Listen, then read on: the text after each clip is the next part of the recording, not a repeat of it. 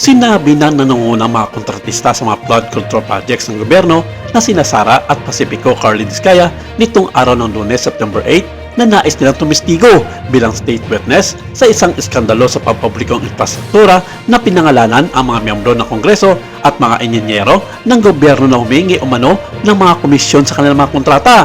Ang nakakasilaw na listahan ay ang kanilang karibal sa politika, si Pasig City Lone District Representative Roman Romulo, na sinabi ni Carly na nagpadala ng mga tagapamagitan at bagman mula sa lokal na tanggapan ng Department of Public Works and Highways sa pagitan ng 2022 at 2025. Si Romulo ay kalyado ni Pasig City Mayor Vico Soto na tinalo si Sara Diskaya sa pagkaalkalde noong nakarang national elections. Hindi raw talaga totoo ang lahat ng ito, sinabi ni Romulo sa Rappler sa isang maikling text message at sinabing nasa isang committee meeting siya noong binanggit ang kanyang pangalan sa pagdinig ng Senado. Kalaunan ay naglabas pa siya ng mas mahabang payag na pinabulalaanan ni Singkong Dusing ay wala siyang ninanakaw sa kaban ng bayan. Ang mga Diskaya ay nagmamayari ng aabot sa 9 na construction companies na nakakuha ng bilyong-bilyong pesong mga halaga na kontrata sa DPWH sa mga nakarang taon at ng ilan sa kanilang mga proyekto ay nakatali sa umano'y mga ghost project. Sa pagdinig ng Senate Blue Ribbon Committee ngayong araw, sinabi ng mag-asawang Diskaya na humihingi ng komisyon ang mga pampublikong opisyal na hindi bababa sa 10% at kasing taas ng 25% para sa bawat kontrata. Kabilang sa mga kwalifikasyon para maging state witness ay hindi dapat ang tao ang pinaka may kasalanan.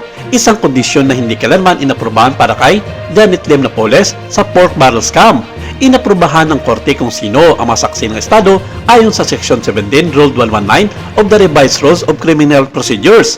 Ang probisyong iyon ay nagsasaad na ang hukuman ay magpapasya sa motion ng prosekusyon bago ipahinga ang kaso nito. Sa pangkalahatan, iyon ang magiging prosekusyon ng ombudsman, maliban kung ang pag-uusig ng Department of Justice ay magiging deputized. Sinabi ni Senator Rodante Marcoleta, ang chairman ng committee, na nakikipag-ugnayan siya sa DOJ para mailabas ang mga detalye. Sinabi ni Carly na lahat ng kanilang mga proyekto ay above the board, bagamat kinailangan umano nilang magkaroon ng mga pagkalugi dahil sa mga kickback. Sinabi ni Carly na binayaran nila ang mga komisyon sa CAS at etala ang mga ito sa isang ledger na inilipat sa mga senador sa Subbuena. Sinabi niya na marami sa mga kabayaran ay naganap sa isang wine bar sa Bonifacio Global City. Madalas na binabanggit ng mga opisyal ng DPWH ang Ako Bicol Party List representative na si Saldico bilang kabilang sa mga nakatataas na humihingi ng kanilang mga share. Si Quezon City 4th District Representative Marvin Rillo, sabi ni Carly, ang nagpangalan kay House Speaker Martin Romualdez bilang inaprubahan umano ang budget mula sa hindi nakaprogramang pondo at insertions. Dagdag pa rito, sinabi ni DOJ Secretary Crispin Remulla na alam na ng Pangulo ang request ng mag-asawang Diskaya at pag-aaralan nila ito, hinihinging pabor pero ibabalik nila muna lahat ng pera sa gobyerno na kanilang nakulimbat sa kaban ng bayan.